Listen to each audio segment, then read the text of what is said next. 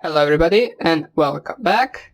And now, before we continue to the ethercap, which is another tool for the man in the middle, which I will show briefly, let us see what else we can do with our man in the middle framework tool. So there are a bunch of other options as well. We will not cover all of them, of course, but I just want to show you some of the things that you can do in order to specify your attack more detailed, or in order to perform some different type of the attack. So what we did cover how to spoof with both ARP and DNS. We were redirecting the DNS queries to some other websites. We were also performing the captive portal attacks, where we redirected all of the websites to the captive portal, which was running the vulnerable or the evil code, which was redirecting people to hook their browsers to our Beef framework. We were also performing some of the HSTS attacks, which was SSL strip attack. But let's see what else we can perform in this tool. So let's see something perhaps funny. For example, here you have the replaces images with a random one from specified directory. So you can specify this, for example, and it will load plugin image randomizer, and you need to specify after that image minus dir, and then the directory where you have some images stored. And it will, for example, it will change all of the pictures on that website from your directory pictures, and everyone on the local network will be seeing the website with different pictures.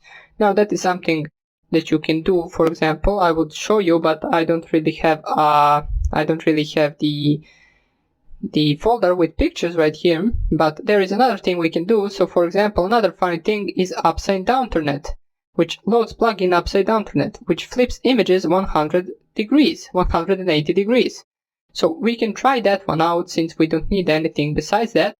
Let's see what else we can add in order to make our attack better. So let's, for example, add this, which is the screenshot right here. Use HTML to render an accurate screenshot of client's browsers. So let's see if this will work. Now, I used this before. Sometimes it works and sometimes it doesn't. Let's see if it will work now. So what we will use is basically these two options. We need to specify screen, and then after that interval and seconds. So let's see how that would look like. We clear the page and we type as usual mitmf.py, then -i, and then the ETH0, which is our network interface. After that we specify spoof and then ARP.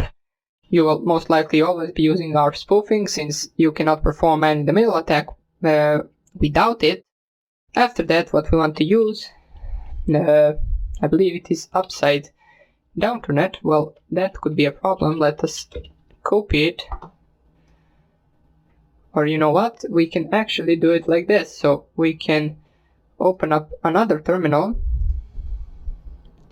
and here we can go to the MITMF and then MITMF --help, and we will find those two plugins.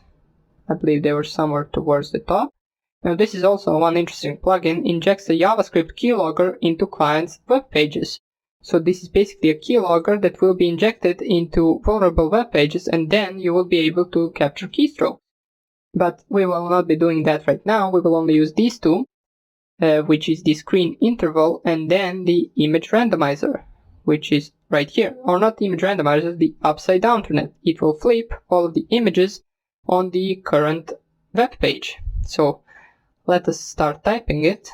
Let me just go down here. So mitmf -i ETH0 spoof ARP. We already covered all of this. So gateway 192.168.1.1, then upside down internet, and then we also specify the screen, and then let me see how it goes. Screen, and then after that interval. So minus interval, and let's set that to 20 seconds, for example. And I believe we specified everything we need. Now let's see the target that we will be using is our good old website, which is this one. So if we refresh it right here, It doesn't have much pictures, but it does have some of them. So as you can see right here, this picture right here is also a picture. And let's actually run this. So it loads the default banner, it loads all of the plugins. And right now, if we try to reload this page, let's see if this will work.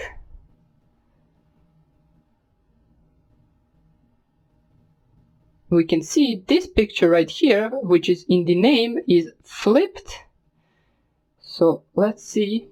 This one is flipped, as we can see that 2019 is flipped. This one didn't. Now, most of these, as we can see, this one did. So this is the picture that flipped as well. We can see it doesn't really work on all of the pictures, but some of them did flip. Let me just see if there is anything else that flipped. Okay, so that would probably be about it. Now, some of them did and some of them didn't. We can try to render the page once again. Maybe some of the others will flip as well, but it doesn't matter. This is just a little some fun thing that you can do while performing the attack. You can fool around with some people. So nothing else flipped. This is the picture that did flip. This one as well right here. So that's a fun thing to do. Now let's see another thing that could be more useful, which is this one. Saved screenshot to 192.168.1.2, and this is the name of the screenshot. So let's actually see if we were really able to capture any screenshots. So let's close this. Now I'm not really sure where exactly are these pictures. It could be in logs, so let's check right there. And here they are. We captured actually 5 different pictures, and let's actually open some of them. Now we will go to the folders, and then we go to the root directory, and then we will go to the MITM directory and then logs and see what kind of screenshots we were able to capture. Now let's go to the, let me just see, home. We know, well, I do not want to go right here. Where I want to go is to the computer, and then from the computer I want to go to the root directory. Let me just find it right here. Then we go to the MITMF right here, to the logs, and here are the pictures. So we open one of them, for example, and we can see if it were to open. So let's see if this picture will open. Okay, there it is. We can see that we successfully managed to capture a screenshot from the target's browser. So this could be very interesting. You could capture all kinds of stuff with Screenshotter. As I said, it will only work on HTTP websites and on HTTPS websites while performing SSL. Now in this case we didn't perform SSL, we were attacking an HTTP website. So we can see that we successfully captured a couple of screenshots on each 20 seconds. We can also see this image that was flipped on the target's browser. So this attack successfully worked. Now let me see, since I don't really need this, let me open a terminal from here and let me delete.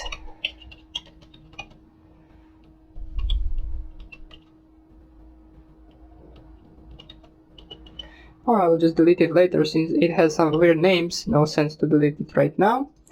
And we can see that we successfully captured screenshots and also we successfully flipped images on target's browser. Now, this is not the only thing you can do with this, of course. This is just some fun things that you can perform. So let's see what else we can do. We will not be running any more attacks. I just want to show you that there are other things you can do as well. Such as, for example, I believe you can run a shell shock attack with this tool using this command right here. So MITMF, then E for the interface. Then right now what you want to use is spoof, and then spoof, and then DHCP, and you can use shell shock. And right here I believe you need to specify a command. So for example, hello, and you will be able to run the shell shock attack, which we covered even before briefly. Now, shell shock, as I said before, basically it is a bug. It is widely known in the Unix bash shell. It was discovered, I believe, in 2014 or something like that. It allows an attacker to cause vulnerable versions of bash to execute arbitrary commands. So this can allow an attacker to gain unauthorized access to a computer system. So that is also something you can take a look at. You can also take a look at the keylogger that I showed you before. So there is that option as well. And there are a bunch of other options that you can use right here. So we will not be covering all of them. We covered some of them, some of the more important ones, and you can experiment with the others if you want to. Now, in the next video, what we will be covering is EtherCap tool. That is the tool for man-in-the-middle attacking, which comes pre-installed in Kali Linux. We will cover it briefly since we covered most of the attacks in this tool, so I will just show you how to use the EtherCap tool and what you can do with it, and then we will continue to the next section, which is system hacking section, which is probably the most important section in this course. So that would be about it for this tutorial. I hope you enjoyed it, and I hope I see you in the next one. Bye!